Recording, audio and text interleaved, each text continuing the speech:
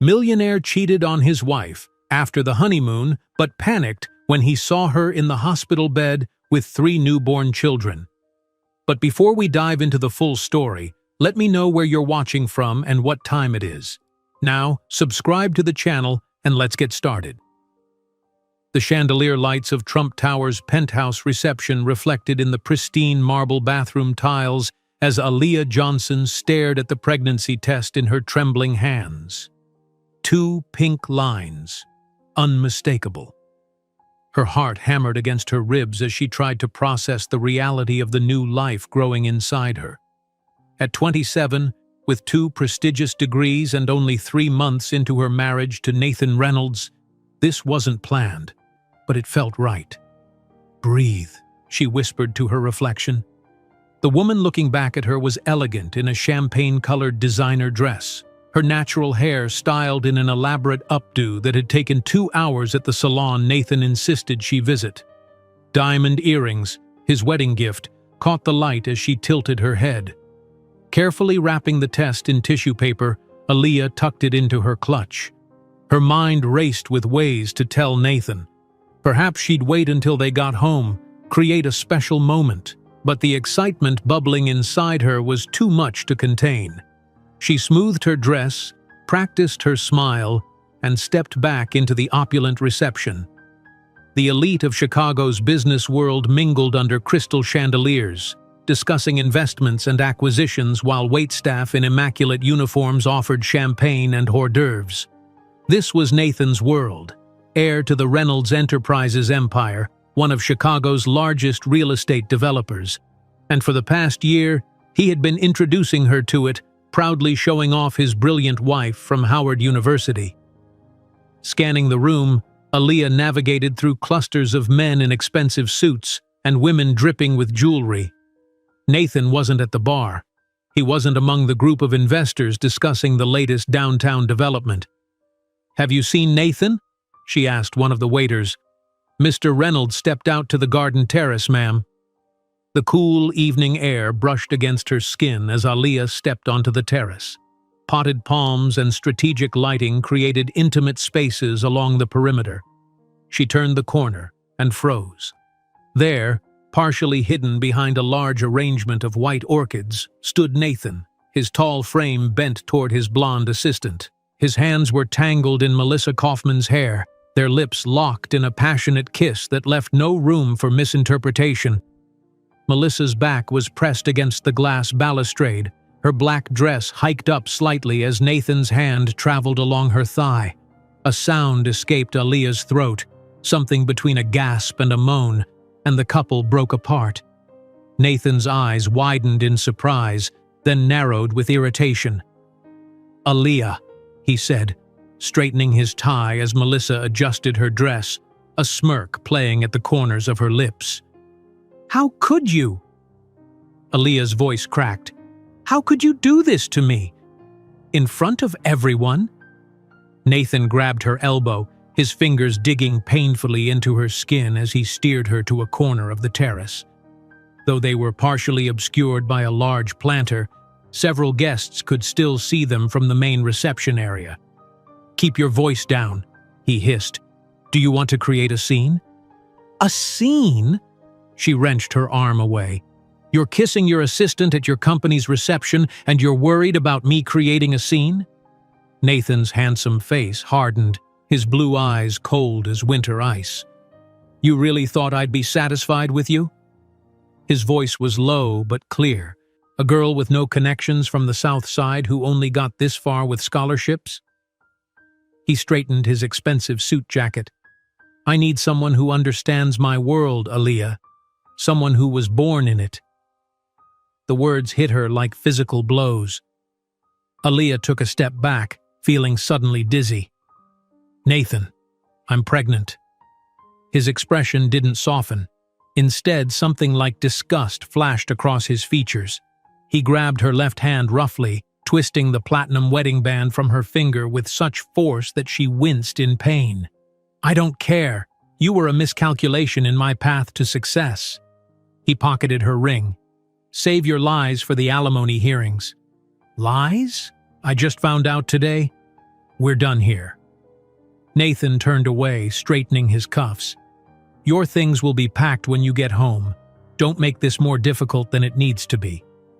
Aaliyah stood frozen, her bare ring finger throbbing, as Nathan walked back to Melissa, who had been watching the entire exchange with poorly concealed satisfaction. The world tilted as Aaliyah made her way back through the reception. Faces turned toward her, some curious, some pitying, others with thinly veiled disdain. She'd always felt like an outsider among these people, despite her education and accomplishments. Now their expressions confirmed what Nathan had just made brutally clear. She had never belonged. The elevator ride down 89 floors felt endless. In the lobby, she fumbled for her valet ticket. The attendant returned with her BMW, another of Nathan's gifts, and gave her a sympathetic look that suggested he'd already heard something. "Are you all right to drive, Mrs. Reynolds?" The title felt like mockery now. She nodded mutely and slid behind the wheel. 10 minutes later, at a gas station on Michigan Avenue, her credit card was declined. "I'm sorry, ma'am," the attendant said. "The system says the card has been canceled." Aaliyah's hands shook as she dug through her purse for cash. He'd already started erasing her. By the time she reached their Gold Coast apartment building, she was fighting back tears. The doorman's uncomfortable expression told her everything before he spoke. "Mrs. Reynolds, He hesitated, genuine regret in his eyes. Mr. Reynolds called ahead. "Your luggage is here in the lobby." He gestured to 3 designer suitcases positioned near the entrance. "He's requested that you don't go upstairs."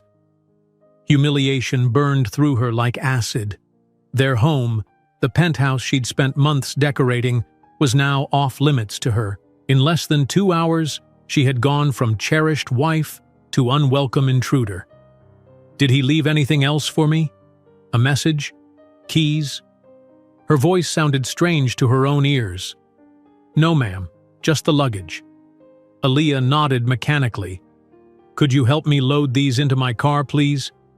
The night air felt cold against her tear-streaked face as she drove aimlessly through downtown Chicago. Her phone remained silent. No calls or texts from Nathan. Just a notification that her email password had been changed and another that her access to their joint bank account had been revoked. 3 months of marriage. That was all it had taken for him to decide she was dispensable. Less time than it would take their child to be born. Their child. Aaliyah placed a hand protectively over her still flat abdomen.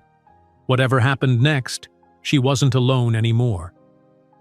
She parked at Millennium Park, staring at the gleaming surface of Cloudgate as it reflected the city lights. Where could she go? Her parents had both died while she was in college, her father from heart disease, her mother from cancer 2 years later. As an only child with no extended family in the U.S., she had few options. Scrolling through her contacts, she paused on Eleanor Washington, her former neighbor from the South Side, a retired nurse who had been like a second mother during Aaliyah's teen years. They'd kept in sporadic touch, with holiday cards and occasional calls. With fingers still trembling, she dialed. "Eleanor? It's Aaliyah." Her voice broke. "I need help. I don't have anywhere to go." 40 minutes later, she sat on a bench in Washington Park, watching Eleanor's old Buick pull up to the curb. The older woman took one look at Aaliyah's tear-stained face and designer dress and opened her arms. "Oh, child," she said, enveloping Aaliyah in a warm embrace that smelled of lavender and home. "Whatever it is, we'll figure it out together." As the city lights glimmered indifferently around them, Aaliyah couldn't possibly imagine that the man who had discarded her as insignificant would one day watch, powerless, as she built an empire from the ashes of this night. Eleanor's tiny apartment felt like a sanctuary after the night's devastation. Aaliyah sat at the kitchen table, wrapped in an old flannel robe that smelled of lavender detergent, staring at her phone as it displayed notification after notification of canceled credit cards, revoked account access, and, most painfully, a text from Melissa.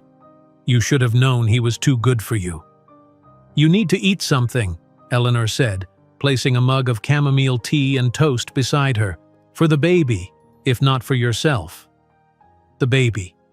The reality of her pregnancy felt both terrifying and miraculous. A tiny life depending on her when her own had just imploded.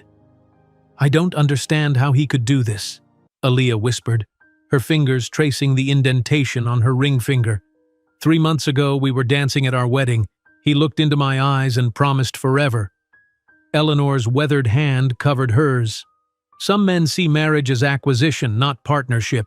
Nathan Reynolds acquired you like one of his buildings, something to show off until a better investment came along. 3 days later, Aaliyah sat in a cramped legal aid office in downtown Chicago, listening as an overworked attorney explained her limited options. Mrs. Reynolds, or should I say Ms. Johnson, the lawyer, a woman in her 50s with tired eyes and a compassionate smile, shuffled through the preliminary divorce papers that had already been served. He's accelerating the divorce proceedings, freezing assets, and from what you've told me, using his connections to ensure you can't find employment with any major firm in Chicago. But that's not legal, Aaliyah protested, her hand instinctively moving to her still flat stomach. The lawyer's laugh was hollow. Legal doesn't always matter when someone has enough money and influence. He's offering a settlement of $50,000 if you sign immediately and include a non-disclosure agreement. And my pregnancy? He's demanding a paternity test and has already filed motions questioning your fidelity. Aaliyah's shoulders slumped against the cold metal chair. The cruelty was methodical, designed to break her completely. What about the apartment? My clothes? My personal belongings? You can request a supervised visit to collect personal items, but the apartment is in his name only. The lawyer looked at her with genuine concern. Do you have somewhere to stay? Family? Just a friend. My parents are both gone. The reality of her isolation had never felt so acute. Both her parents had sacrificed everything for her education, believing it would be her shield against the world's cruelties. Neither her NYU degree nor her Howard University master's could protect her from this. 2 weeks later, Aaliyah signed a lease on a tiny one-bedroom apartment in the South Side. The peeling paint, temperamental plumbing, and constant noise from the elevated train nearby were a stark contrast to the luxury she'd briefly inhabited. But it was hers, paid for with the last of her personal savings. The first severe bleeding episode came during her 8th week of pregnancy. She woke to crimson staining her sheets, pain twisting through her abdomen. Terror gripped her as she called an Uber to the nearest emergency room, praying silently the entire ride. Please, I need to see a doctor. I'm pregnant and bleeding, she told the intake nurse at the crowded county hospital. 4 hours later, she was still sitting in the waiting room, doubled over in pain. Ms. Johnson, a nurse finally called. We can see you now. The ultrasound technician was gentle but clinical. There's still a heartbeat, she said, pointing to a flickering spot on the grainy screen. But your hormone levels are concerning. The doctor wants you on bed rest for at least a week. I can't, Aaliyah whispered. I need to work. I need health insurance. The technician's eyes softened with sympathy but offered no solutions. That evening, Aaliyah sat cross-legged on her bed, laptop balanced precariously as she interviewed remotely for a position with a small tech startup. She had applied her makeup carefully to hide the dark circles under her eyes, positioned her computer so the peeling wallpaper wasn't visible, and draped a scarf over her shoulders to conceal how much weight she'd lost. Your resume is impressive, Ms. Johnson, the interviewer said, but we're concerned about the gap since your last position. I've been freelancing, she said smoothly, ignoring the cramp that twisted her insides. I'm available to start immediately. The job paid half what she'd earned before, but it came with basic health insurance that would activate after 3 months. Until then, every doctor's visit drained her dwindling savings. Nights became her second workday. After finishing her regular job, she would take on freelance translation work, converting technical documents from English to French and Spanish. languages she'd mastered during her studies. Sleep became a luxury she could afford only 4 hours at a time. During a follow-up appointment in her 12th week, the obstetrician frowned at the ultrasound screen. "I'm seeing something unusual," he said, adjusting the wand on her abdomen. "Ms. Johnson, have multiples run in your family?" Aaliyah's heart skipped. "Number why?" "Because I'm not seeing one baby." He turned the screen toward her. "I'm seeing 3. The world seemed to still as she stared at the screen. 3 tiny forms, 3 flickering heartbeats. "Triplets?" she whispered. "Yes. And given your bleeding history, this is now a high-risk pregnancy. You'll need specialized care, regular monitoring, and complete bed rest by your 5th month." Walking home from the clinic, Aaliyah felt both overwhelming joy and paralyzing fear. 3 babies. 3 tiny lives depending entirely on her. The enormity of the responsibility collided with the reality of her situation. Alone, struggling financially, working 2 jobs, and living in an apartment barely suitable for 1 person. That night she called Eleanor. "Triplets," she repeated, still stunned. "I'm having triplets." "Oh, my lord!" Eleanor's voice wavered between excitement and concern. "Aaliyah, you can't do this alone in that apartment. You need help." "I don't have a choice," Aaliyah replied, determination hardening her voice. Nathan made his decision. "These babies are my responsibility now." The following weeks became a blur of work, doctor appointments, and mounting bills. Her freelance translation work expanded to include technical writing and coding projects, anything she could do remotely to build a financial cushion before the babies arrived. During video conferences, she learned to smile through nausea, to adjust her camera when her face became too swollen, to mute her microphone during bouts of morning sickness that lasted all day. At 24 weeks, her doctor's warning became emphatic. "Your blood pressure is dangerously high," he said, removing the cuff from her arm. "The babies are developing, but you're at serious risk for preeclampsia. I'm prescribing complete bed rest, effective immediately." Aaliyah nodded, knowing she would ignore the advice. 3 projects were due that week, and her health insurance claim had been denied again, leaving her with another $4,000 bill. "I'll rest more," she promised hollowly. 3 days later, while finalizing a presentation for a client, spots began dancing before her eyes. She tried to stand, to reach for her phone, but her legs buckled. As consciousness faded, her last thought was of the 3 lives inside her, depending on her survival. When Eleanor used her spare key to check on Aaliyah after unanswered calls, she found her collapsed on the floor, laptop still open to the presentation she'd been preparing. Slides detailing software architecture gleamed on the screen while their creator lay unconscious beside them. "Aaliyah! Oh God, Aaliyah!" The retired nurse checked her pulse, weak but present, and called 911, her voice trembling with fear. In the ambulance, Aaliyah drifted in and out of consciousness, vaguely aware of oxygen being placed over her face and monitors being attached to her swollen belly. "BP 160/95, fetal heartbeats irregular," a paramedic reported. "We need to move fast." At Northwestern Memorial Hospital, Aaliyah was rushed past the waiting room where she had once sat for hours at the county hospital. The difference in care between the uninsured and the emergency admission was stark and bitter. Through the haze of medication, she heard doctors discussing her condition. Severe preeclampsia, triplet pregnancy. 24 weeks is too early for delivery. We might lose them all if we don't stabilize her. In the darkness of the hospital room, monitors beeping steadily around her, Aaliyah made a promise that would echo through the next 13 years. "My children will not grow up in the shadow of abandonment," she whispered, her hand resting on her belly where 3 lives fluttered beneath her palm. "No matter how long it takes, I will build an empire that will make Nathan Reynolds look insignificant.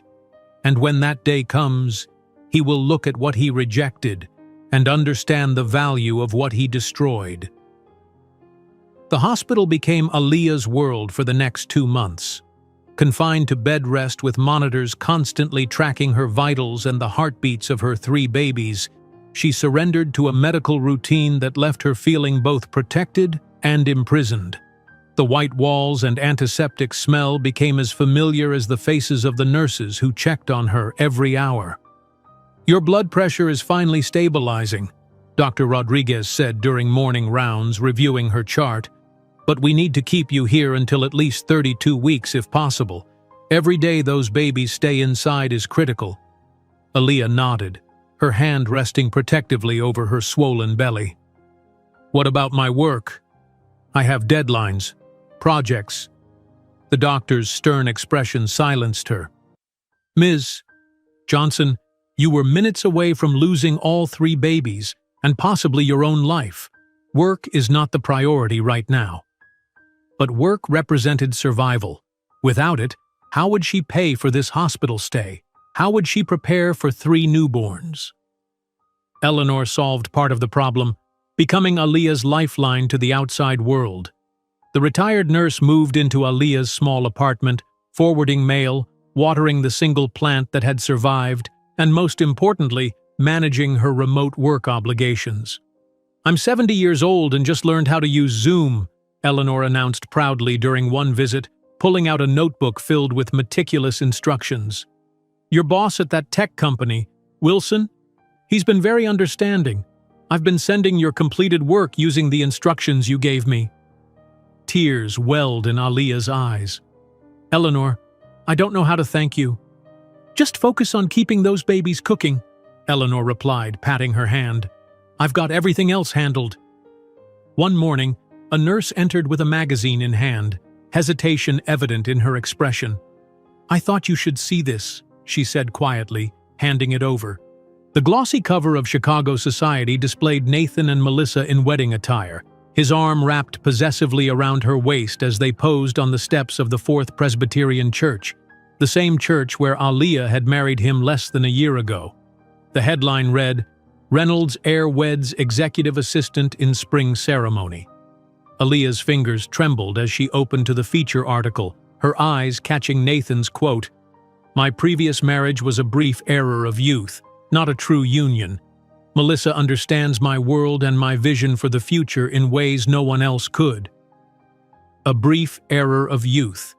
The dismissal was so complete, so final, as if their relationship, from courtship to their elaborate wedding, had been nothing more than a momentary lapse in judgment on his part. She wanted to tear the magazine to shreds, but something stopped her. Instead, she carefully ripped out the pages of the feature and asked the nurse for tape. When Eleanor visited that afternoon, she found Aaliyah creating a makeshift motivation board on her hospital wall. "What on earth are you doing with those pictures?" Eleanor asked, alarmed to see Nathan's smug face taped beside Aaliyah's bed. "Making sure I never forget why I'm fighting," Aaliyah replied, adding her own wedding announcement from the Chicago Tribune beneath it. "This is my reminder of everything I'm going to overcome." As her pregnancy progressed, Aaliyah's analytical mind never stopped working. The constant monitoring of her condition and the baby's development sparked something unexpected, an idea that would eventually transform medical technology. "Dr. Rodriguez," she asked during evening rounds, "why can't these monitors predict problems before they happen? They collect so much data, but they only alert you after a problem starts."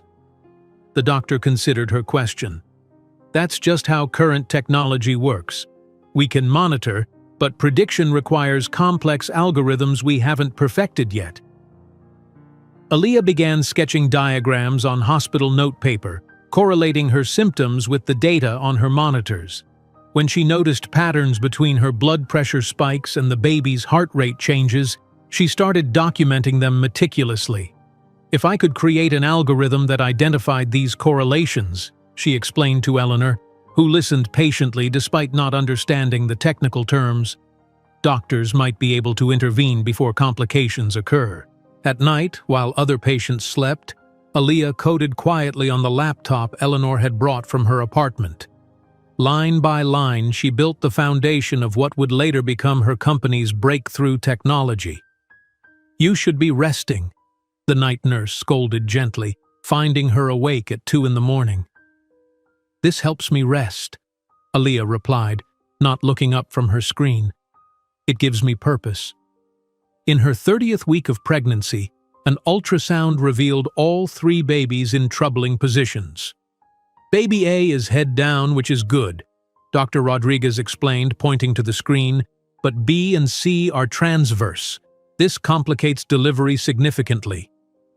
That evening, Mr. Goldstein, the grandfather of a premature baby in the next room, heard Aaliyah explaining her predictive monitoring concept to Eleanor. As a retired investment banker with connections throughout Chicago's business community, his interest was immediately piqued. "That sounds revolutionary," he commented, stopping by her door. "Have you considered patenting this idea?" Aaliyah laughed softly. "Right now, I'm just focused on getting these 3 safely into the world." "Keep my card," he insisted, leaving his contact information. "Ideas like yours are how fortunes are built." The irony wasn't lost on her. Here she was, abandoned and struggling, yet still generating ideas that others recognized as valuable. Nathan's words echoed, "A girl with no connections from the South Side." He had discarded not just her, but the potential of what they could have built together. In her 32nd week, Aaliyah's water broke unexpectedly during a routine examination. Alarms blared as her room suddenly filled with medical staff. Blood pressure spiking. Fetal distress detected in babies B and C. Prep or 3 for emergency C-section.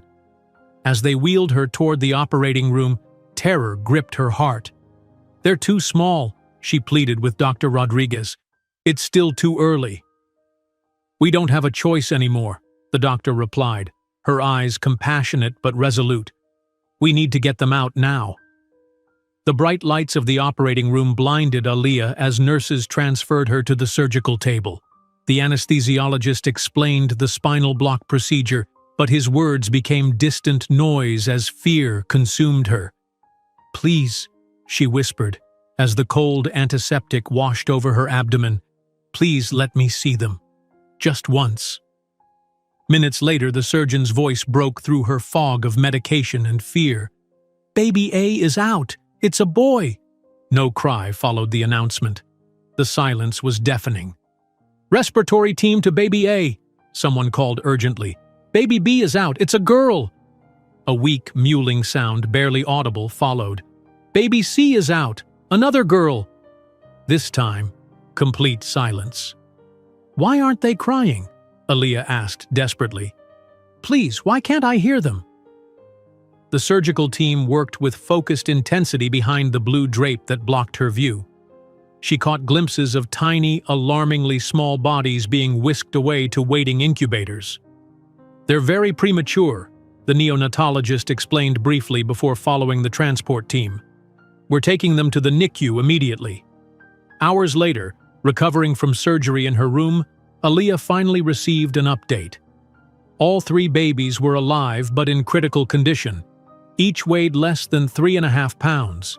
They required ventilators to breathe and faced numerous challenges in the days ahead. "When can I see them?" she asked, her voice raw from crying.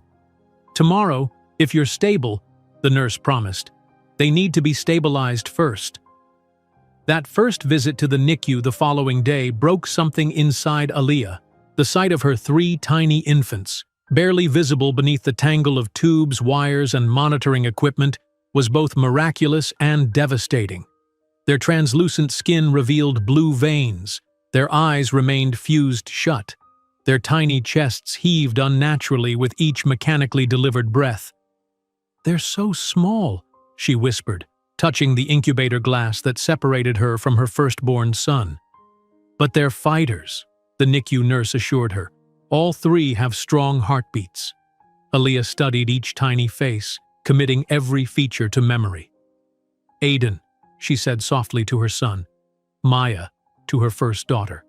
And Zoe, to the smallest of the 3. Strong names for warriors. In the days that followed, Aaliyah divided her time between her own recovery and the NICU. She learned to read the monitors, to understand the language of oxygen saturation levels and heart rates. She noticed patterns in the data, how Zoe's oxygen would drop minutes after her heart rate showed a specific fluctuation, how Aiden's breathing troubles often followed certain changes in his monitoring patterns. One evening, while observing the constant stream of data from their monitors, Aaliyah noticed Zoe's heart rate displaying a pattern she'd come to recognize. Calling a nurse, she pointed to the screen. "Her oxygen is going to drop in the next few minutes. This pattern always precedes it." The nurse looked skeptical, but stayed nearby. 3 minutes later, alarms sounded as Zoe's oxygen levels plummeted. "How did you know?" the nurse asked, stunned, after they stabilized the baby. "I've been tracking the patterns," Aaliyah explained, showing her laptop where she'd been documenting correlations. "My algorithm predicted it." Word of her prediction spread through the NICU staff. The next day, Dr. Patel, the neonatologist, examined her data with growing interest. "This could be significant," he admitted. "If we could predict complications even minutes before they occur, it could change outcomes dramatically." Looking at the 3 incubators, each containing a fragment of her heart, Aaliyah didn't know that the algorithm born from her maternal desperation would one day revolutionize preventive medicine and place her on the same stage as the man who had discarded her. The algorithm that predicted Zoe's oxygen drop became a turning point. For the first 2 weeks in the NICU, Aaliyah refined her predictive model, adding variables and refining parameters. Dr. Patel introduced her to several colleagues who listened with growing interest as she explained how her code could identify patterns imperceptible to human observation. "You've created this while your babies were fighting for their lives?" asked Dr. Lawson, a cardiovascular specialist who had been called in to consult on Aiden's heart murmur. "Because they're fighting for their lives," Aaliyah corrected, dark circles beneath her eyes testifying to her exhaustion. "I couldn't control their prematurity, but I could use my skills to help anticipate problems." When the triplets reached their 1-month milestone, Dr. Patel delivered promising news. "All 3 are showing steady improvement. If this continues, we might discuss discharge plans in another 6 to 8 weeks. Eleanor squeezed Aaliyah's hand. "That means we need to start thinking about where you'll all live when they come home." Reality crashed back. Her tiny apartment was barely suitable for 1 adult, let alone 3 medically fragile infants and a caretaker.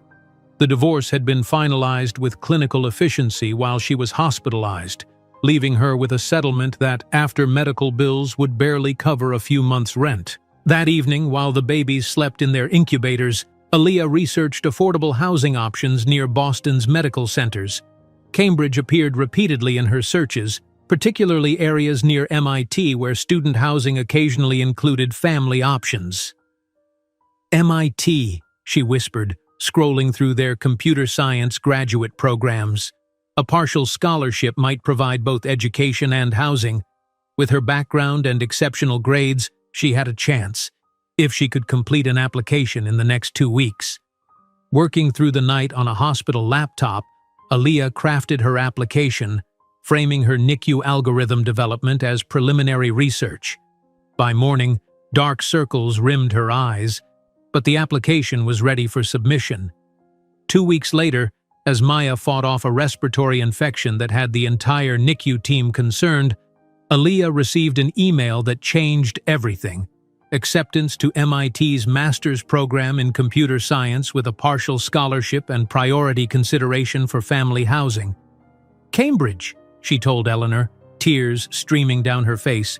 "We're moving to Cambridge." The day the triplets were finally discharged, exactly 3 months after their birth, marked both an end and a beginning. Each baby now weighed just over 5 pounds, still tiny but strong enough to leave the hospital's protective cocoon. "They'll need specialized follow-up care," Dr. Patel emphasized, handing Aaliyah a thick folder of discharge instructions. "I've contacted colleagues at Boston Children's Hospital. They're expecting you next week." Settling into a small 2-bedroom apartment in Cambridge proved challenging. The babies shared the single bedroom with Eleanor, while Aaliyah converted a walk-in closet into a makeshift office, installing shelving for her computer equipment and squeezing in a small desk where she worked with her knees pressed against the wall. MIT classes began when the triplets were 4 months old. Each morning became a carefully orchestrated symphony, feeding 3 babies, preparing bottles for Eleanor to use throughout the day, rushing to catch the bus to campus, and returning between classes to breastfeed. "You're the last to leave every night," commented Professor Zhang, finding Aaliyah working late in the computer lab. "Family waiting at home?" "3 4-month-olds and a saint who helps me care for them," she replied, gathering half-eaten snacks to bring home, saving money wherever possible. Zhang raised an eyebrow. "Triplets? While pursuing a master's degree? Life doesn't always wait for convenient timing," she answered, thinking of the algorithm she continued to refine between assignments. The pattern of her days became relentless. Classes, studying, coding, caring for the babies, sleeping in 3-hour increments. Their tiny apartment overflowed with second-hand baby equipment.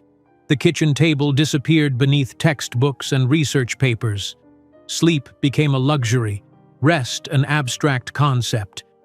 When the triplets reached their first birthday, a milestone the doctors had once considered uncertain, Aaliyah celebrated with a small cupcake for each baby and allowed herself a moment of reflection.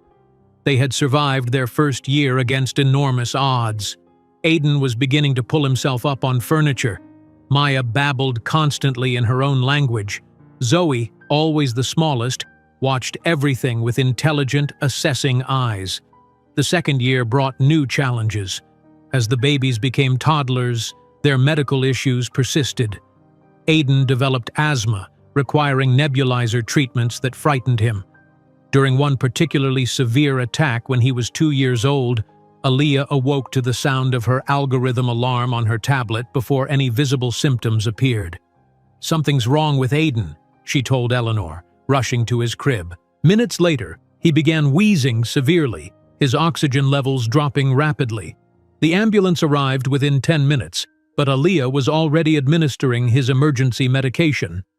"The alert went off before symptoms appeared," she explained to the skeptical emergency physician at Massachusetts General Hospital. "My algorithm detected subtle changes in his breathing pattern during sleep." The doctor examined the data on her tablet with growing interest. This predicted his attack over 30 minutes before clinical manifestation. "How accurate is it typically?" 92% for respiratory events, 87% for cardiac anomalies, she replied. "I've been refining it since they were in the NICU." Word of her algorithm spread through Boston's medical community. When Professor Zhang learned about it, he insisted she present it at MIT's annual hackathon, a competitive event where programmers showcased innovative solutions. "I can't," Aaliyah protested. "The triplets." "Bring them," Zhang interrupted. "Let people see what motivated this innovation." The hackathon fell on a weekend when the triplets were particularly fussy. After 30 sleepless hours, Aaliyah stood before an audience of skeptical programmers and investors, dark circles beneath her eyes, wearing the only professional outfit she owned, a navy skirt suit purchased from a consignment store. "Predictive healthcare algorithms aren't new," she began, voice steady despite her exhaustion. "But most existing systems rely on historical patterns observed across large populations. My approach is different." She demonstrated how her algorithm could predict cardiac complications with 94% accuracy by recognizing patterns undetectable by current monitoring systems. "This isn't theoretical," she concluded. "This algorithm saved my son's life by predicting his respiratory crisis before visible symptoms appeared." The crowd's skepticism transformed into stunned appreciation. When the judges announced her as the winner, Professor Zhang was already introducing her to several investors. "This isn't just a student project," he told them. "This is revolutionary technology with immediate medical applications." After the hackathon, Zhang became her mentor, guiding her through the patent process and helping her understand the business potential of her innovation. "You need to think beyond the algorithm," he advised during their first formal meeting, as Aaliyah discreetly nursed Zoe beneath a light blanket. "This could be the foundation of a company."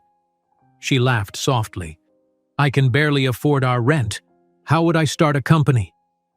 "One step at a time," he replied seriously. "First, protect your intellectual property."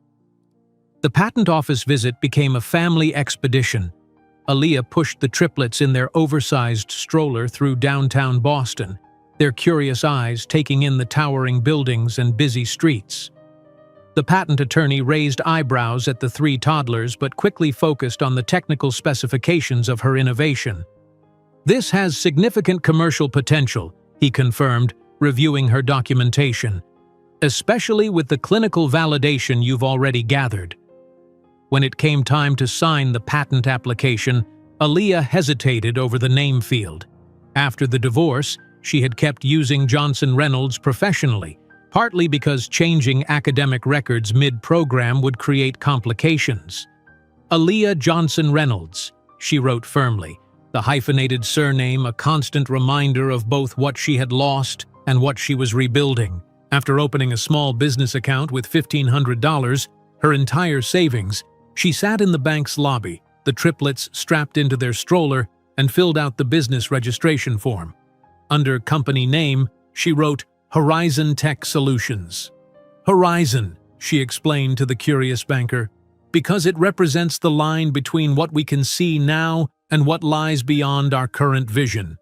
Her first workspace was a shared desk in a startup incubator near MIT, rented for 4 hours each day while Eleanor watched the children. The only decoration, 3 small framed photos of Aiden, Maya, and Zoe. As she signed her name on the patent documents, staring at Aaliyah Johnson Reynolds on the official paper, she felt a strange sense of reclamation. The name Nathan had given her would now be associated with innovation he could never claim credit for. While signing her name on the patent documents, Aaliyah didn't imagine that in just 8 years, executives from major medical corporations would queue to speak with her, including representatives from the company where Nathan Reynolds now struggled to maintain his relevance. The MIT graduation ceremony in May of 2013 marked both an ending and a beginning for Aaliyah. As she accepted her master's degree in computer science, her eyes scanned the audience where Eleanor sat with the triplets, now nearly 3 years old, dressed in matching outfits she'd found on clearance. The contrast between this accomplishment and where she'd been 3 years ago wasn't lost on her, from a hospital bed fighting for her children's survival to a promising future built on her own terms. 1 week later, Aaliyah attended her first parent-teacher conference at the Cambridge Early Learning Center, where the triplets attended preschool 3 mornings a week, a luxury afforded by her new part-time consulting position at a local tech firm. "Aiden has extraordinary musical aptitude," Mrs. Donovan explained, showing Aaliyah a video of her son intently manipulating a small keyboard. "The way he remembers melodies after hearing them just once is remarkable for a child his age." Pride swelled in Aaliyah's chest. "He loves when I play classical music while I work." The teacher nodded enthusiastically. "We've also noticed he's particularly drawn to string instruments when our music specialist visits." Walking home from the conference, Aaliyah calculated the cost of basic music lessons against their tight budget. It would mean sacrificing something else, but the joy in Aiden's eyes when he heard music was worth it. At home, she found Maya at the kitchen table, surrounded by colorful counting blocks, methodically arranging them in complex patterns. "Look, Mommy," Maya pointed excitedly. 3 groups of 4 makes 12. 4 groups of 3 also makes 12. "That's multiplication, sweetheart," Aaliyah explained, amazed. "You're learning multiplication at 3. Maya beamed. "I like when numbers make patterns." Later that evening, while preparing a presentation for potential investors on her laptop, Aaliyah's phone rang with an unknown number. "Ms. Johnson Reynolds? This is Richard Goldstein." The name triggered a distant memory. "Mr. Goldstein from the NICU. Your grandson was in the room next to my triplets in Chicago." "The very same. I've been following your progress with that remarkable algorithm you developed. My associates and I would like to discuss investment opportunities." Aaliyah muted the call momentarily as Zoe splashed enthusiastically in the bathtub under Eleanor's supervision. "I'd be delighted to meet Mr. Goldstein." 3 days later, Aaliyah sat in a coffee shop near Kendall Square, dressed in a tailored suit purchased from a second-hand store but professionally altered to hide its origins. Across from her, Richard Goldstein and 2 associates listened intently as she explained the commercial applications of her predictive healthcare algorithm. The system identified my daughter's sepsis risk 26 hours before clinical symptoms appeared, she explained, displaying graphs on her tablet. With early intervention, what could have been a life-threatening complication became a manageable situation. Goldstein nodded, exchanging glances with his colleagues. And you've validated this across other patients? Yes.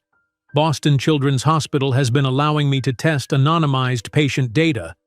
The algorithm correctly predicted 89% of adverse events with an average lead time of 4 to 17 hours. 2 weeks after the meeting, Aaliyah received the call that changed everything. We'd like to offer $750,000 in exchange for 15% equity in Horizon Tech Solutions. The investment allowed Aaliyah to lease a small office space in Cambridge and hire her first 3 employees, a developer, a medical advisor, and an administrative assistant. The modest office, with its second-hand furniture and bare white walls, represented the first tangible manifestation of her vision. "We have a real company now," she told Eleanor that evening, still stunned by the day's developments. Eleanor squeezed her hand. "You've always had a real company. Now you just have walls around it." As Horizon Tech grew, Aaliyah's schedule became increasingly demanding. While her employees worked standard hours, she arrived before everyone and left last, often returning to the office after putting the triplets to bed. The kitchen table in their apartment disappeared beneath business books as she taught herself management principles, accounting basics, and corporate law. MBA by midnight, Eleanor joked, finding Aaliyah asleep among textbooks at 3 in the morning. "You need to rest, child." "I'll rest when the children are secure," Aaliyah replied, fighting exhaustion. "Everything I build is for them." By the time the triplets turned 5, their individual talents had blossomed dramatically. Aiden's music teacher had moved him to private violin lessons after discovering his perfect pitch. Maya was solving mathematical problems meant for 3rd graders. Zoe, always physically adept, had been invited to join a competitive swimming program after her instructor noticed her natural affinity for water. "Your children are extraordinary," commented Dr. Bennett during their annual developmental checkup, especially considering their premature birth and early challenges. Aaliyah smiled tiredly. "They've always been fighters." Horizon Tech's growth paralleled the children's development. With successful trials at 3 Boston hospitals, the company's reputation spread through medical technology circles. Aaliyah hired 2 more developers and a marketing specialist. The algorithm evolved into a comprehensive system that could integrate with existing hospital monitoring equipment. One evening, as Aaliyah reviewed quarterly financial projections in their slightly larger apartment, made possible by Horizon Tech's modest profits, she received an unexpected call from their largest hospital partner. "Your system just prevented what could have been a catastrophic outcome," the chief of medicine explained. "It flagged a medication interaction that our standard protocols missed. The hospital board wants to discuss expanding our partnership." That expansion necessitated more capital. For weeks, Aaliyah courted additional investors, perfecting her pitch between school drop-offs and swim meets. The new funding round closed successfully, valuing Horizon Tech at $11 million, a number that seemed surreal to someone who had once counted coins for prenatal vitamins. The growing company needed leadership. Despite working 20-hour days, Aaliyah realized she lacked formal business training. Each night after the triplets were asleep, she studied management theory, finance, and corporate strategy, determined to lead Horizon Tech effectively. "You can hire people who know these things," Eleanor suggested, concerned about Aaliyah's exhaustion. "I need to understand every aspect myself," Aaliyah insisted. "No one will care about this company the way I do." 6 months later, a pharmaceutical conglomerate approached with an acquisition offer, $4 million for the technology alone, not for Aaliyah's continued leadership. "We see tremendous potential in your algorithm," the corporate executive explained during their meeting. "Our resources could scale this technology globally." The offer was tempting. Enough money to secure the triplets' future, to buy a proper home, to finally exhale after years of struggle. But something felt wrong. "What role do you envision for me?" Aaliyah asked directly. The executive's hesitation spoke volumes. "We would retain you as a consultant during the transition period, of course." That evening, Aaliyah paced their small living room. "They want the technology, not the vision behind it," she told Eleanor. "They'd shelve aspects that aren't immediately profitable even if they could help patients." "What will you do?" Eleanor asked. "Refuse," Aaliyah decided. "But that means we need capital to grow independently." The decision forced Aaliyah to risk everything. She remortgaged their modest apartment and took a personal loan against her future earnings to fund Horizon Tech's expansion. "If we fail now, we lose everything," she admitted to Eleanor over their kitchen table. Eleanor squeezed her hand. "Then we won't fail." That night at dinner, the triplets asked the question Aaliyah had been anticipating for years. "Why do we have Reynolds in our name if we don't have a dad?" Maya asked innocently, looking up from her homework. Aaliyah set down her fork, choosing her words carefully. "You do have a father, biologically. His name is Nathan Reynolds." "Where is he?" Aiden asked, his eyes wide with curiosity. "He lives in Chicago," Aaliyah answered truthfully. "When you were in my tummy, he decided he wasn't ready to be a family. But that doesn't diminish who you are." "Did he ever see us?" Zoe questioned. Aaliyah shook her head. "No, sweetheart."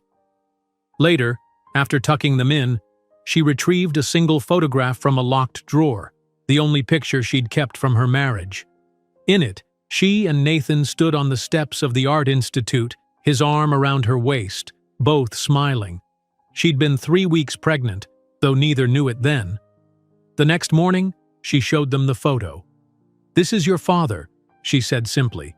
"He gave us his name, but we will give that name meaning." As Horizon Tech continued to grow, Aaliyah installed a modest sign on their new office door. Horizon Tech Solutions, the tangible beginning of her dream. The small company now employed 12 people, each dedicated to the vision of preventive healthcare that had begun in a hospital NICU years before. While the triplets slept under the roof that she had risked mortgaging, Aaliyah couldn't imagine that in just 3 years her company would be worth more than the entire Reynolds family fortune, and that the name she had transformed would make headlines in publications that Nathan anxiously read. The morning CNBC interview request came while Aaliyah was reviewing quarterly projections for Horizon Tech's expansion. 3 years had transformed her startup from a promising concept into a healthcare technology leader with offices in Cambridge and growing recognition in medical circles. The producer's voice crackled with urgency over the speakerphone. "Ms. Johnson Reynolds, we'd like you on this afternoon to discuss how your algorithm predicted complications from Cardio Plus 3 weeks before the official recall. Our viewers are calling it the miracle algorithm." Aaliyah glanced at the clock. 2 hours until the triplets' school pickup. "I can do a remote interview from our offices at 4:30. My children have activities at 5. In the sleek conference room that had replaced their humble first office, Aaliyah faced the camera, her tailored blazer and carefully styled hair projecting confidence that belied her racing heart. This would be Horizon Tech's first major media appearance. "Ms. Johnson Reynolds, your prediction system identified cardiac complications from Cardio Plus 21 days before the pharmaceutical company acknowledged problems," the anchor began. "How did you detect what their extensive trials missed?" "Our algorithm doesn't look for expected problems," Aaliyah explained. "It identifies subtle pattern deviations that precede complications. The human body sends warnings long before traditional monitoring catches issues." The interview ended with the anchor's pronouncement, "Remember this name, viewers. Horizon Tech Solutions may revolutionize preventive medicine as we know it." 3 hours later, Aaliyah sat in a school auditorium, recording Aiden's cello performance on her phone, while simultaneously answering urgent texts from investors suddenly interested in her company. The 8-year-old boy on stage, confidently drawing his bow across strings, bore little resemblance to the fragile premature infant who had once fit in her palm. "He's extraordinarily gifted," Aiden's music teacher whispered, sitting beside Aaliyah. The Juilliard pre-college program would be perfect for him in a few years. Pride mingled with concern as Aaliyah calculated what such opportunities would cost.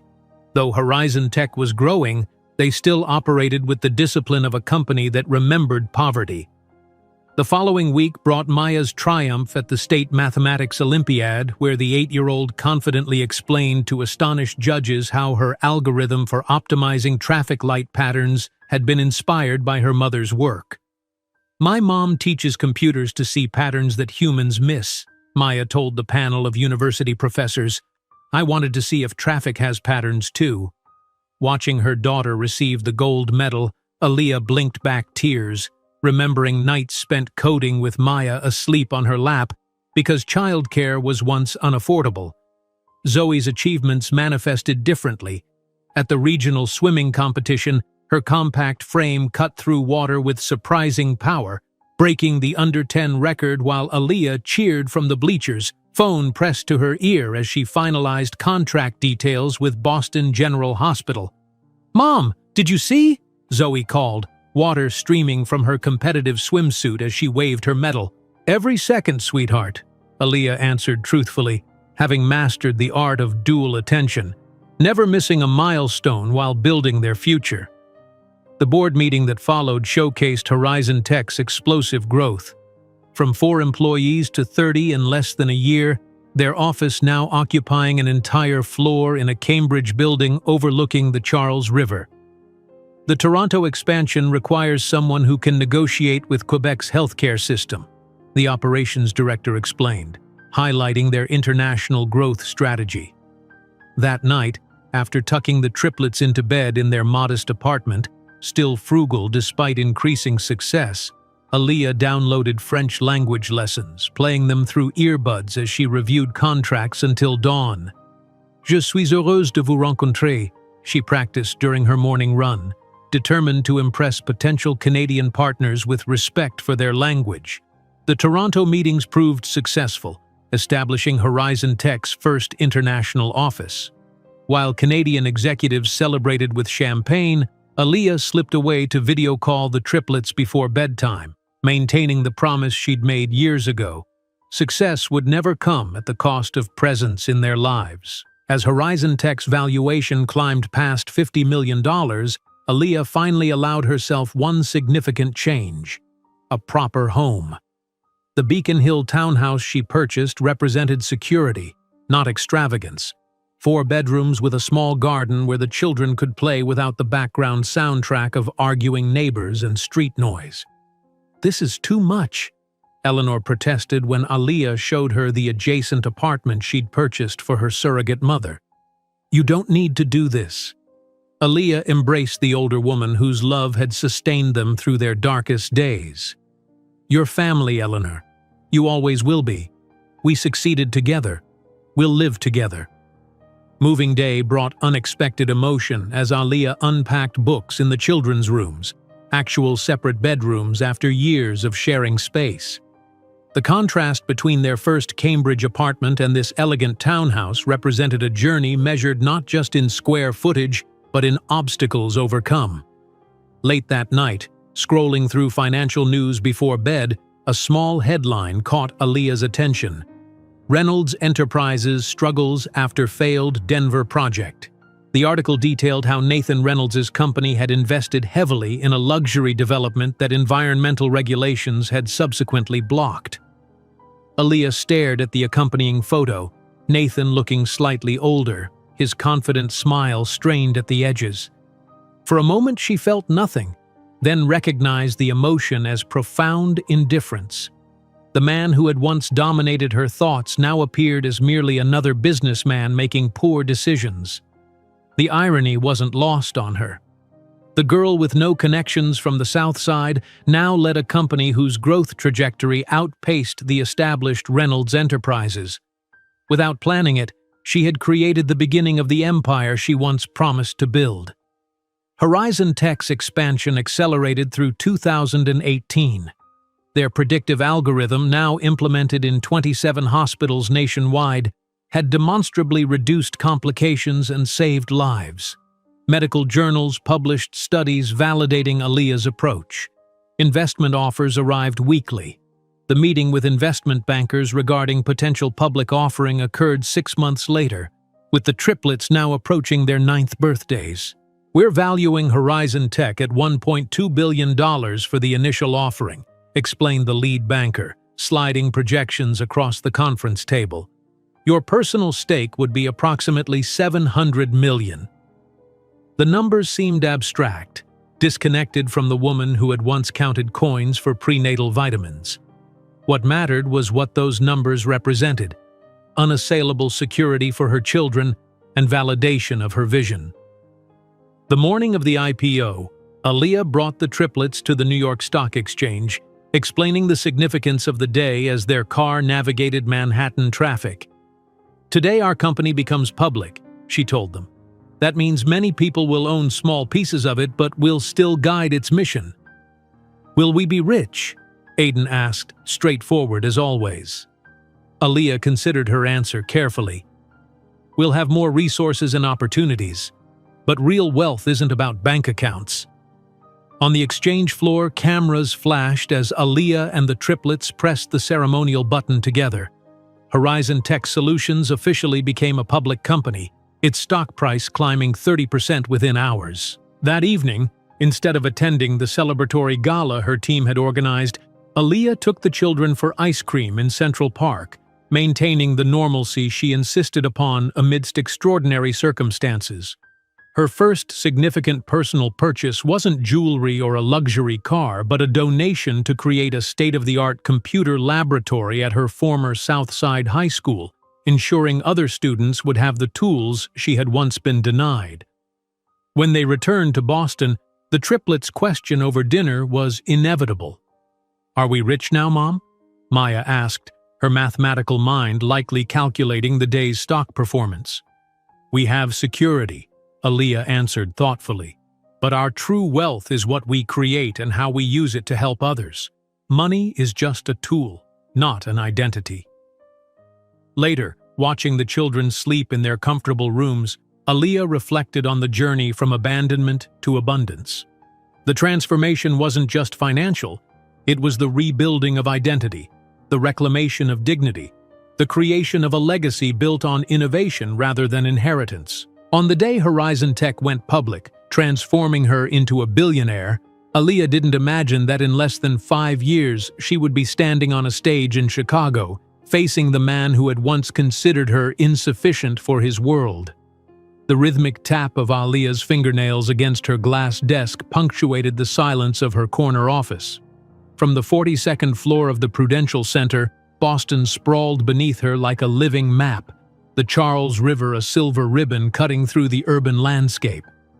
9 years had passed since Horizon Tech's IPO, transforming her from struggling entrepreneur to one of the most influential women in American business. On the video conference screen, Singapore investors nodded appreciatively as she concluded her presentation. The digital health initiative they'd been discussing would revolutionize preventive care across Southeast Asia. "We're prepared to move forward with the full $380 million, the lead investor stated. "Your predictive models have consistently outperformed every competitor in the market." "Thank you for your confidence in Horizon Tech," Aaliyah replied, her posture impeccable in a custom-tailored Armani suit. "The contracts will be ready for signatures by tomorrow morning, your time." As the conference ended, she allowed herself a moment of satisfaction.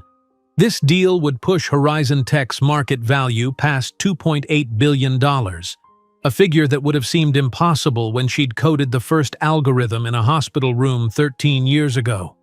A gentle knock interrupted her thoughts. Her executive assistant, James, entered with a tablet. "The Chicago Innovation Summit sent their final schedule," he said, placing the tablet before her. "You're confirmed as the keynote speaker on Friday. They're expecting over 2,000 attendees." Aaliyah nodded, scrolling through the document. After declining invitations for years, she had finally accepted Chicago's most prestigious technology event. The timing felt right.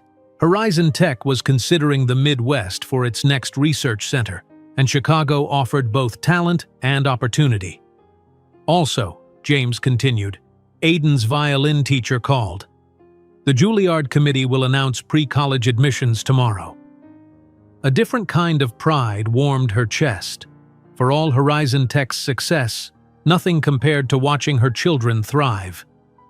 At 12, the triplets had grown into remarkable individuals, each nurturing unique talents that continually amazed her. The elevator whisked her down to the garage where her driver waited.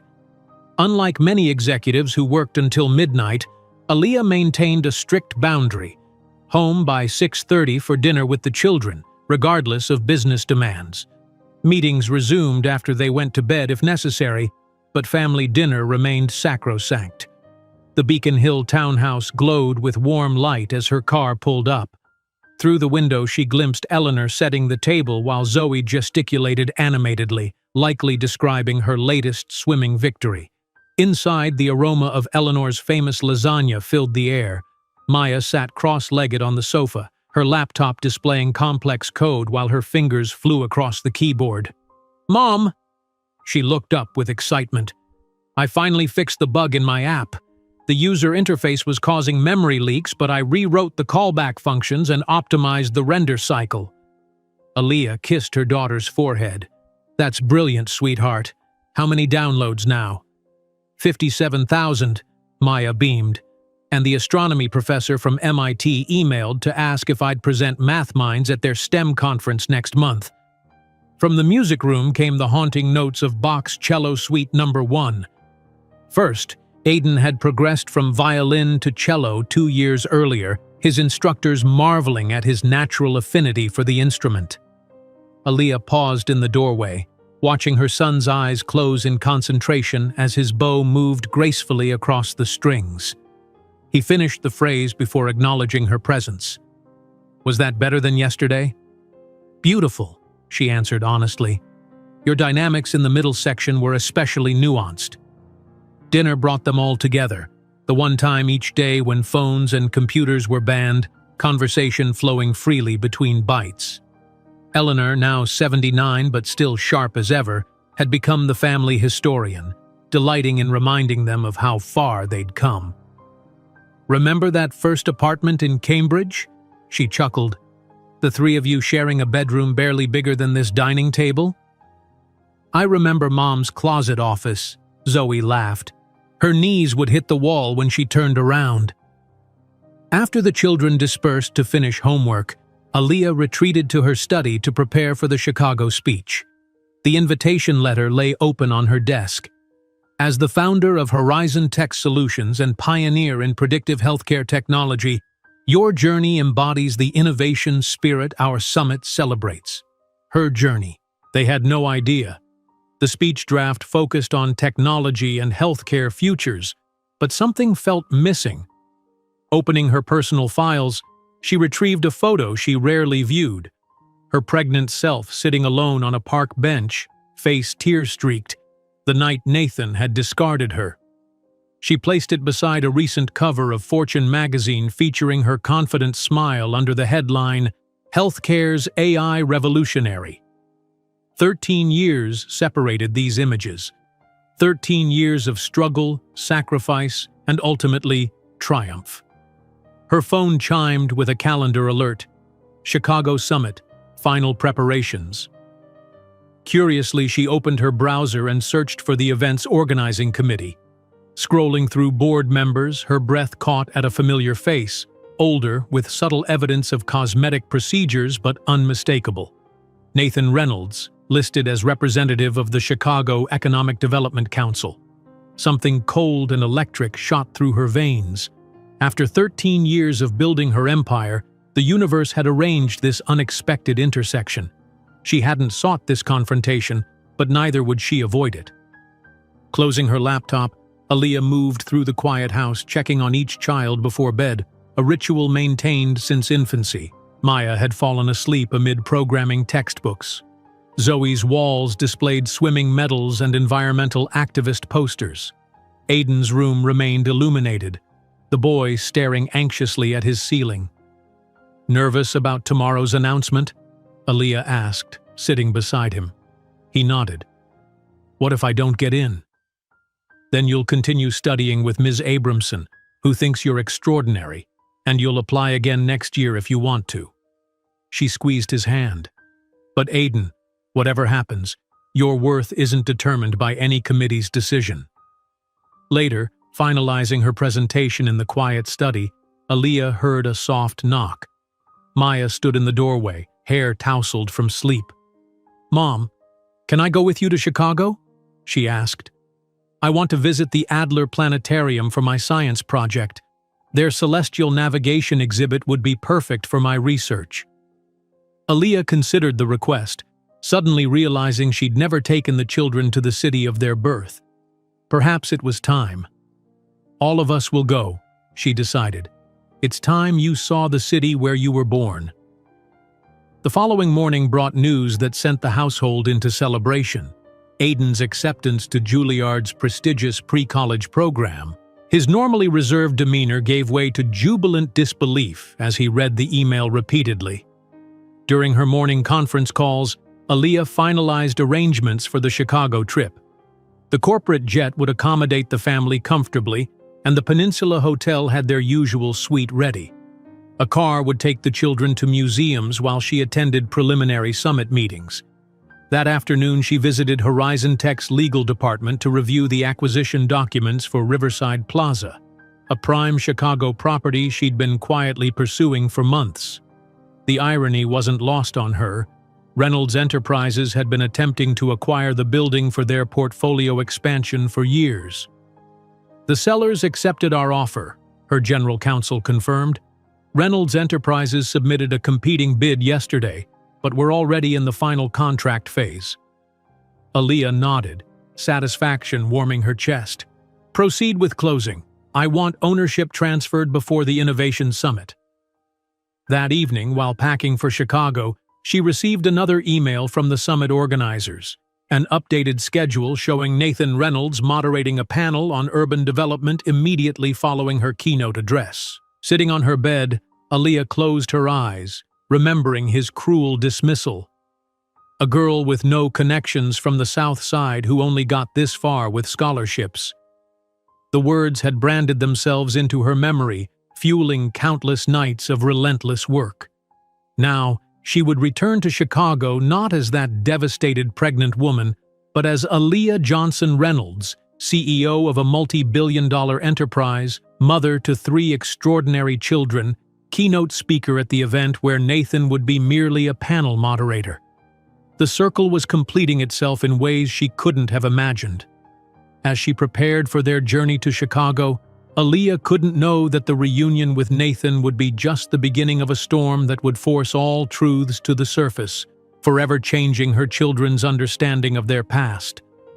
The Horizon Tech corporate jet descended through scattered clouds as Aaliyah gazed at the Chicago skyline emerging below. 13 years had passed since she'd fled this city, heartbroken and pregnant, with nothing but a few suitcases and shattered dreams. Now she returned commanding a financial empire, her children beside her. "Is that the Willis Tower?" Aiden pointed to the distinctive black monolith puncturing the skyline. "Yes," Aaliyah smiled. "Though many still call it the Sears Tower. Chicago doesn't easily let go of its history."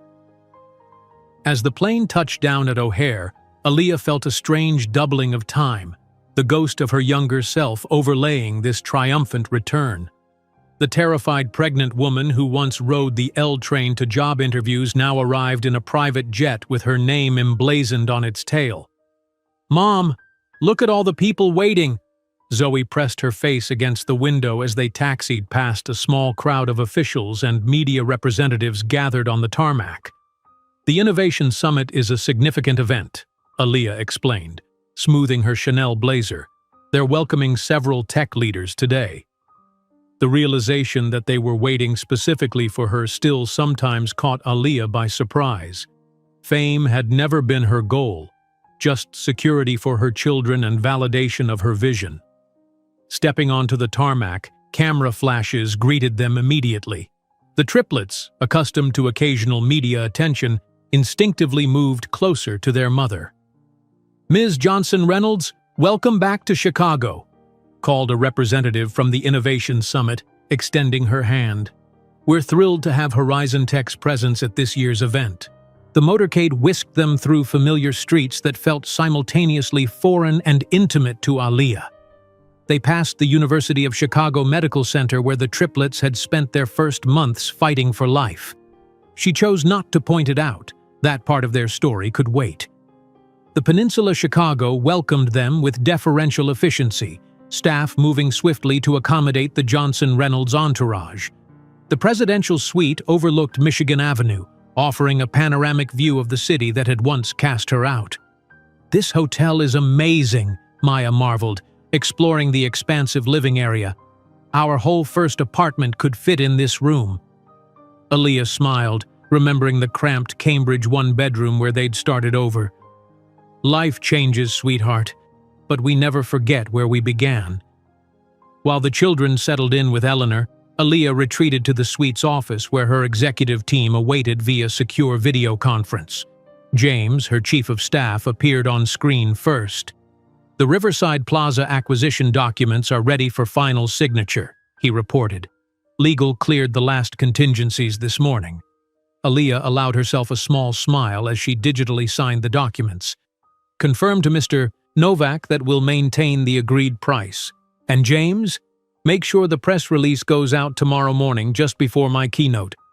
The timing wasn't accidental. Nathan would learn that the prize-building Reynolds Enterprises had pursued for years was now Horizon Tech property precisely when he could do nothing but watch. After the meeting concluded, Aaliyah took the triplets on a carefully curated tour of the city. Their first stop was her old high school in the South Side, now home to a cutting-edge computer lab funded by Horizon Tech's foundation. "You went to school here, Mom?" Aiden asked, observing the brick building with its metal detectors and security guards, a stark contrast to their private academy in Boston. "I did. This is where I first learned to code," she explained, guiding them through hallways where she'd once walked as a scholarship student with outsized dreams. The school principal greeted them with barely contained excitement, leading a tour of the technology center where students worked on projects that would have seemed like science fiction during Aaliyah's time there. As they walked back to the car, Aiden looked thoughtful. "What was your life like here, Mom?" The question held layers of curiosity about a past she'd shared only in carefully edited fragments. Aaliyah paused, choosing her words.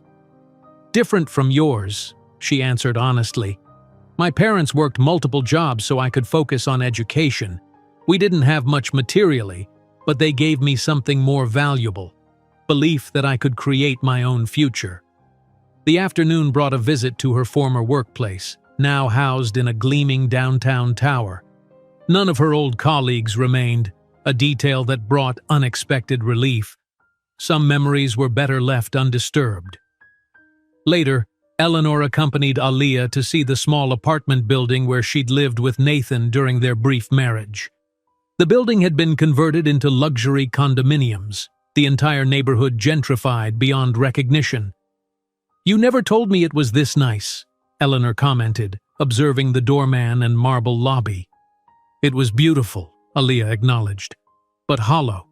A pretty cage is still a cage." That evening, Aaliyah conducted a final rehearsal for her keynote address in a private room at the Innovation Summit venue. Standing on the main stage, she delivered her opening lines about technology and resilience when movement at the back of the empty auditorium caught her attention. A figure stood watching from the shadows, tall, distinguished, with the confident posture of someone accustomed to commanding rooms. Even from a distance, she recognized Nathan Reynolds immediately. 13 years had changed him. His hair showed touches of artificial color at the temples. His face bore the subtle tightness of cosmetic procedures. He wore a bespoke suit that couldn't quite disguise a slight thickening at his waist. But his eyes, those remained unchanged, widening now with unmistakable shock as he registered who stood commanding the stage. Aaliyah didn't pause, didn't falter. She continued her rehearsal with only the slightest tremor in her voice, speaking about innovation and transformation, while the man who had once deemed her worthless watched from the shadows. When she finished, Nathan had vanished. "Ms. Johnson-Reynolds, that was excellent," the summit coordinator approached, clipboard in hand. "We've confirmed Mr. Reynolds will be attending the welcome reception tonight. As a board member, he'll be seated at table 3, adjacent to yours." Aaliyah nodded, her expression revealing nothing. "Thank you for the information." Back at the hotel, she selected her wardrobe with deliberate care. A powerful sapphire blue suit custom-tailored by a Boston designer, its structured silhouette a stark contrast to the cream-colored dress she'd worn the night Nathan had abandoned her. Diamond earrings, purchased with her first major bonus, not gifts from any man, completed the ensemble. The triplets emerged from their rooms dressed impeccably in coordinated outfits that highlighted their growing sophistication. At 12, they carried themselves with a confidence born of security and unconditional love. "Remember," Aaliyah advised in the car, "this event has many important people, but don't be intimidated. Your accomplishments are just as significant in their own way." The grand ballroom of Navy Pier's historic exhibition hall glittered with Chicago's elite, technology innovators, venture capitalists, civic leaders, and media. When Aaliyah entered with the triplets and Eleanor, conversations paused, heads turned, and whispers followed their progress across the room. "That's Aaliyah Johnson-Reynolds," she overheard someone murmur. "They say her algorithm saved more lives last year than most pharmaceuticals." While the triplets were escorted to the Youth Innovation Area, a special program for children of attendees, Aaliyah circulated through the reception, greeting investors and potential partners. The mayor of Chicago approached, hand extended. "Ms. Johnson-Reynolds, your decision to establish Horizon Tech's Midwest Center in Chicago will transform our technology corridor. We're honored you've chosen our city." As they discussed economic impact projections, Aaliyah felt a prickling awareness, the sensation of being watched intently. Looking past the mayor's shoulder, she saw Nathan frozen mid-conversation, bourbon tumbler suspended halfway to his lips, his eyes fixed on her with an expression of disbelief. Beside him stood a young woman, perhaps 28, with the polished beauty of a former model, now dressed in the understated luxury that signaled corporate wife. She followed Nathan's gaze, her perfectly shaped eyebrows rising slightly as she registered Aaliyah's presence. "Is she—" The woman's whisper carried just far enough. "Evidently," Nathan replied, his voice strained. "I know her from somewhere." "Obviously," his wife replied. "She's Aaliyah Johnson-Reynolds. Fortune magazine listed her among the 20 most influential people in global technology last month." The name Reynolds seemed to echo between them, recognition dawning in Nathan's eyes as he finally noticed the 3 children who had rejoined Aaliyah. 2 with caramel skin and 1 slightly darker, all with voluminous curls and features that unmistakably blended Aaliyah's characteristics with his own. The Master of Ceremonies announced dinner seating, noting that Aaliyah would deliver her keynote address following the meal.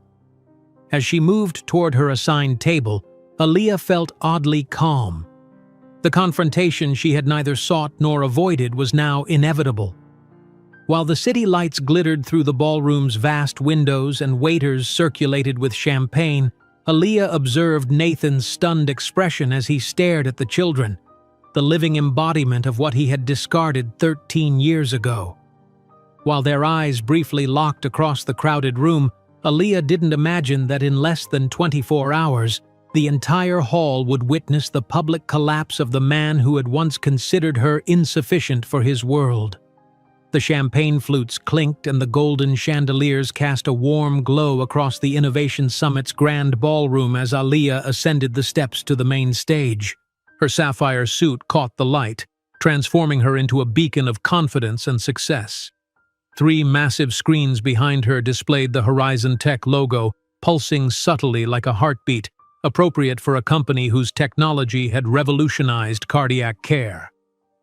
"Distinguished guests, innovators, and visionaries," she began, her voice strong and measured.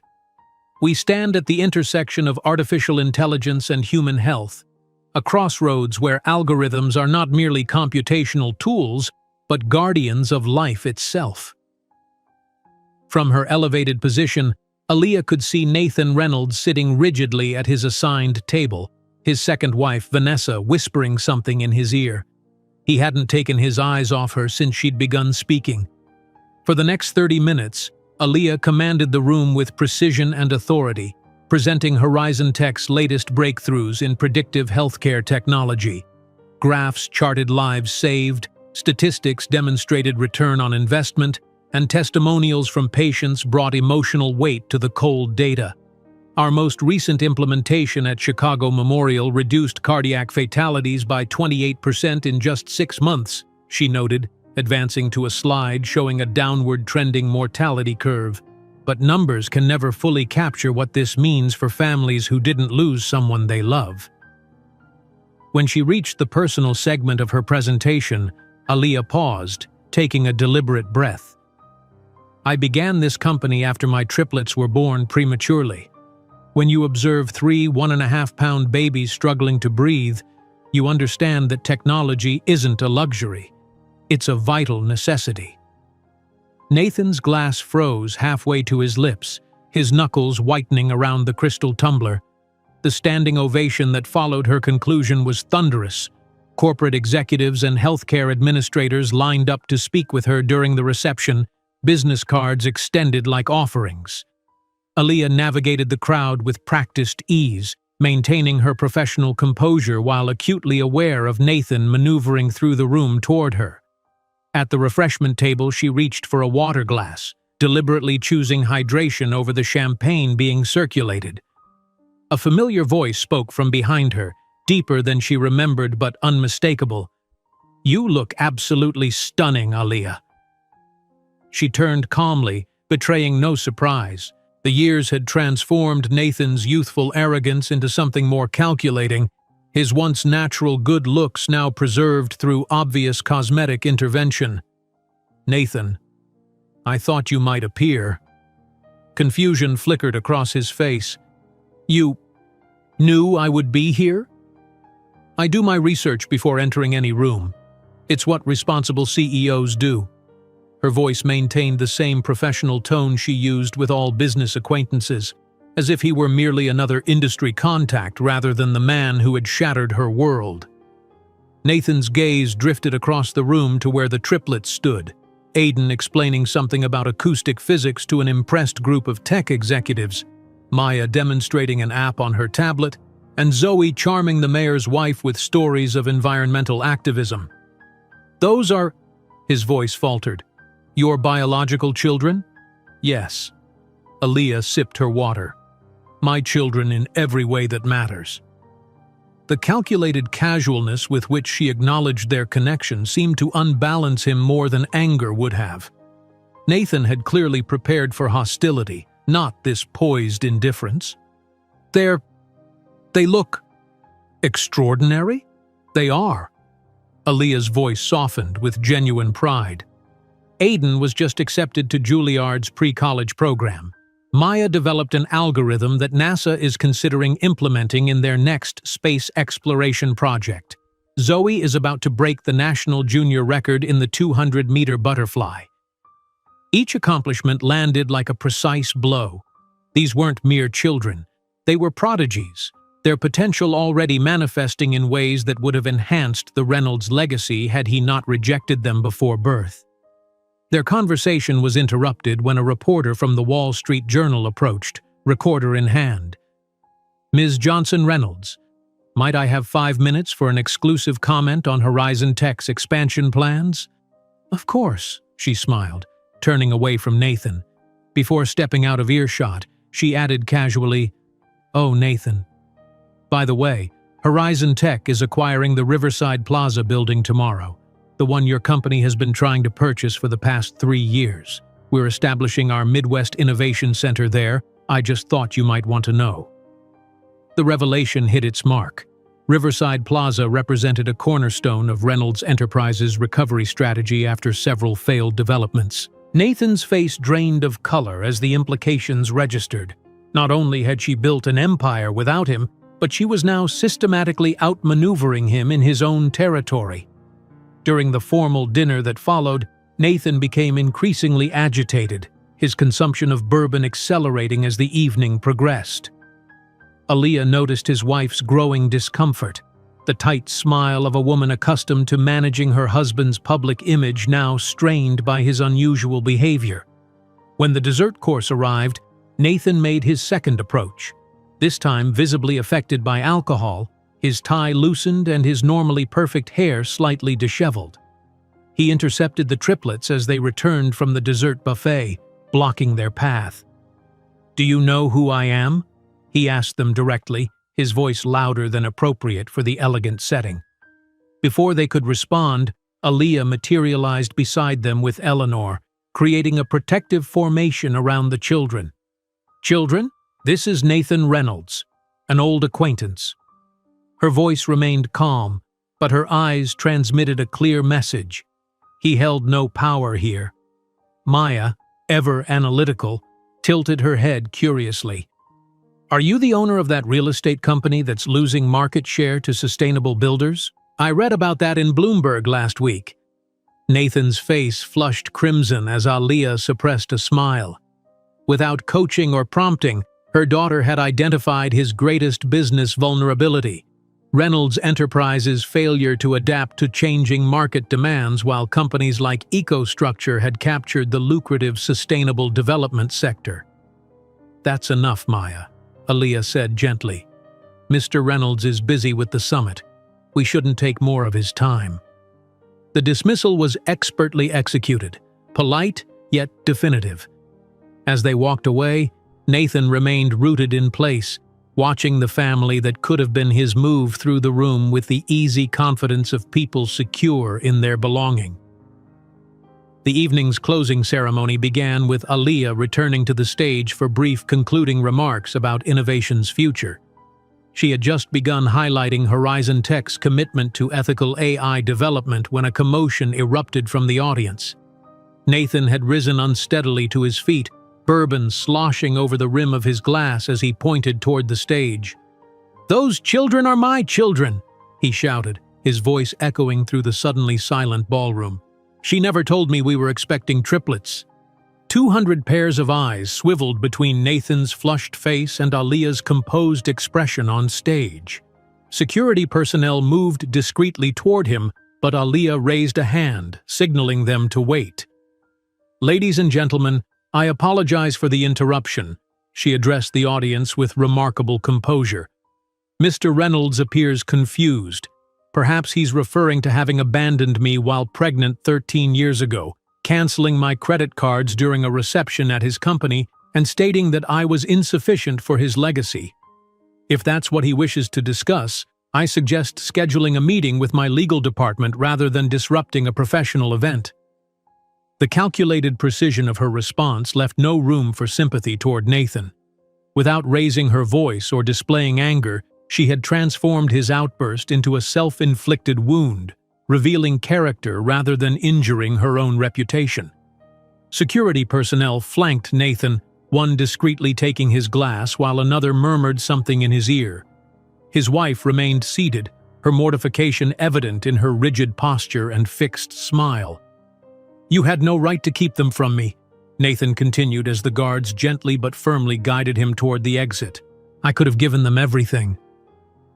"You chose to give us nothing," Aaliyah responded, her voice carrying effortlessly through the hall's perfect acoustics. "That choice had consequences. Now, if we may return to the discussion of healthcare innovation." The rest of her concluding remarks proceeded flawlessly, her poise in the face of disruption only enhancing her stature. When she finished, the audience rose in a unanimous standing ovation, applauding not just her technological vision but the dignity with which she had handled a potentially devastating personal attack. As whispers circulated through the ballroom and attendees discreetly captured photos of Nathan being escorted outside, Aaliyah descended from the stage to rejoin her children. Eleanor had kept them at a table far from the commotion, but their questioning faces made it clear they had witnessed enough to understand something significant had occurred. "We'll talk about everything at the hotel," Aaliyah promised, putting a protective arm around Zoe's shoulders. "Some conversations are meant for family, not public venues." While murmurs continued to ripple through the gathering, the Johnson-Reynolds family departed with heads held high, leaving behind a room full of Chicago's elite buzzing with the night's unexpected revelation. As they walked toward their waiting car, Aaliyah knew the morning would bring consequences. For Nathan, for herself, but most importantly, for 3 children who had just glimpsed a fragment of the truth she had protected them from for 12 years. Dawn broke over Chicago's skyline, pale light filtering through the Peninsula Hotel's floor-to-ceiling windows as Aaliyah sat with her laptop, monitoring the digital fallout from the previous night. Chicago's summit meltdown dominated social media, with video clips of Nathan's outburst circulating widely. Financial news sites had already published analyses comparing Reynolds Enterprises' declining market position with Horizon Tech's meteoric rise, complete with side-by-side photos of Nathan being escorted from the ballroom and Aaliyah's composed response from the podium. She closed the laptop when she heard movement from the triplets' adjoining rooms. Today would require careful navigation of emotional territory she'd deliberately avoided for 13 years. Eleanor had already prepared breakfast in the suite's dining area, the familiar comfort of her blueberry pancakes a stark contrast to the uncomfortable conversation ahead.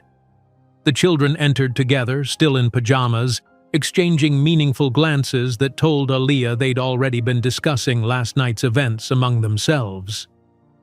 An uncharacteristic silence fell over the table as they served themselves, the usual morning chatter conspicuously absent. Finally, Aiden set down his fork, his thoughtful eyes meeting hers directly. "That man yesterday, he's really our father, isn't he?" Aaliyah set down her coffee cup, the moment she'd both dreaded and prepared for finally arriving. "Yes, and you deserve to know the whole truth." For the next hour, she recounted their history with measured honesty, her whirlwind romance with Nathan, their lavish wedding, and the devastating night of her abandonment. She described her pregnancy complications and the early birth that had threatened their lives, careful to present facts without dramatic embellishment or demonization of Nathan. "Why didn't you ever tell us before?" Aiden asked, processing the information with his characteristic analytical approach. "Because the story of who rejected you is far less important than the story of who we are," Aaliyah replied, reaching across the table to take his hand. "I wanted you to define yourselves by your talents and values, not by someone's absence." Maya, always logical, frowned slightly. "But we've had his name all this time. Reynolds." "I kept the name for practical reasons initially. Changing legal documents during a high-risk pregnancy wasn't feasible," Aaliyah explained. "Later, I decided that you should have the option to claim that heritage if you ever wanted it. The name was yours by right, regardless of his choices." Zoe, her eyes brimming with tears, asked the question Aaliyah had been anticipating. "Should we meet him now? Like, properly?" "That's an individual choice each of you will need to make when you're ready," Aaliyah answered carefully. "I won't prevent it, but I also won't force it. Whatever you decide, I'll support you." "Did he ever try to find us?" Maya's question cut to the heart of what they all wondered. "No," Aaliyah answered honestly. "He chose to move forward without us." As they continued talking, Aaliyah observed each child processing the revelation differently. Aiden contemplative and measured, Maya analytically fitting this new information into her understanding of the world, and Zoe cycling through visible emotional responses. Across the city in his suite at the Four Seasons, Nathan Reynolds watched his carefully constructed life unraveling. Vanessa moved silently around the room, packing her designer clothing into a Louis Vuitton suitcase, her diamond wedding ring conspicuously absent from her finger. "You humiliated me in front of everyone who matters in this city," she stated flatly, snapping the suitcase closed. "3 children you never mentioned, and apparently abandoned their mother while pregnant. Do you have any idea what this does to our social position?" Nathan winced as his phone buzzed with another notification. The Reynolds Enterprises board had called an emergency meeting for 2 o'clock, the subject line reading simply, "Leadership Discussion." 3 major investors had already canceled their follow-up meetings scheduled after the summit. "Vanessa, please," he attempted, his voice hoarse from the previous night's excesses. "I can explain." "Save it for your PR team," she interrupted, checking her reflection in the mirror before sliding on oversized sunglasses. "My father warned me about marrying into old money without investigating its foundations. Now, I see why." After she departed, Nathan sat alone in the suite, staring at the skyline that had once symbolized his birthright. Through the window, he could see the distinctive silhouette of Riverside Plaza, the building that as of this morning officially belonged to Horizon Tech Solutions. His hands trembled slightly as he picked up his phone, scrolling to find contact information for Aaliyah. There was none. 13 years ago, he had systematically erased her from his life, never imagining she would reconstruct herself into someone far more powerful than the woman he'd discarded. He instructed his assistant to reach out to Horizon Tech's offices. The response came back with clinical efficiency. "Ms. Johnson Reynolds is not available for personal contact. Any matters regarding the Reynolds minors may be directed to Goldstein and Associates, which represents Ms. Johnson Reynolds in family matters." Even in defeat, he was treated as an administrative item on her agenda. Through his attorneys, Nathan discovered the extent of Aaliyah's foresight. Years earlier, she had established substantial trust funds for each of the triplets, each individual fund worth more than his current personal assets. Her own fortune, estimated at over $800 million, was approximately 20 times larger than the Reynolds family's remaining wealth. The realization was staggering. The woman he had once dismissed as insufficient had not only survived without him but had thrived beyond anything he could have provided. In a desperate final gesture, Nathan appeared at the Peninsula Hotel that afternoon, arms laden with expensive gifts: the latest gaming console for Aiden, a professional-grade telescope for Maya, and designer athletic wear for Zoe. He had researched their interests online, finding publicly available information about their accomplishments. "I'm sorry, Mr. Reynolds," the concierge informed him politely. "The Johnson Reynolds family departed for the Museum of Science and Industry 2 hours ago. They have a full schedule of cultural activities planned." "When will they return?" Nathan pressed. "I'm not authorized to share their schedule, sir."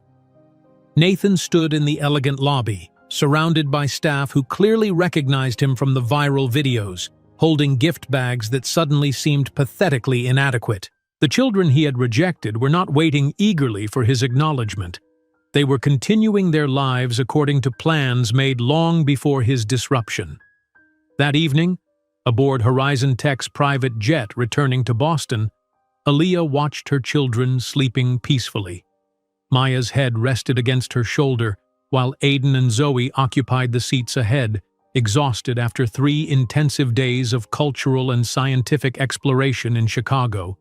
Her phone vibrated with a notification. The Riverside Plaza acquisition was complete. Horizon Tech's Innovation Center would create 600 new jobs in Chicago, many located in the South Side where she had grown up. Justice hadn't come through vengeance or deliberate cruelty. It had come through the extraordinary life she had built, the exceptional children she had raised, and the serene indifference with which she could now regard the man who had once shattered her. In his downtown Chicago office, Nathan contemplated the city through his window. The tower that would house Horizon Tech was visible on the horizon, a constant reminder of what he had rejected and the empire he might have shared. His desk was covered with articles about Aaliyah, divorce papers from Vanessa, and a letter from the board requesting his resignation. The true punishment wasn't the public humiliation or financial loss. It was the late, devastating realization that he had abandoned not just a pregnant woman, but his only chance to participate in something genuinely meaningful and lasting. While the private jet of Horizon Tech cut through the night sky toward Boston, Aaliyah caressed Maya's curls and smiled. The circle was complete. She had returned to Chicago not as a victim, but as a conqueror. Not to confront the past, but to show the world, and especially her children, that true power isn't in dominating others, but in rebuilding oneself from the ashes of abandonment and emerging stronger, wiser, and completely free. If you enjoyed today's video, I'm sure you'll love the next one. Don't waste time. Just click on the screen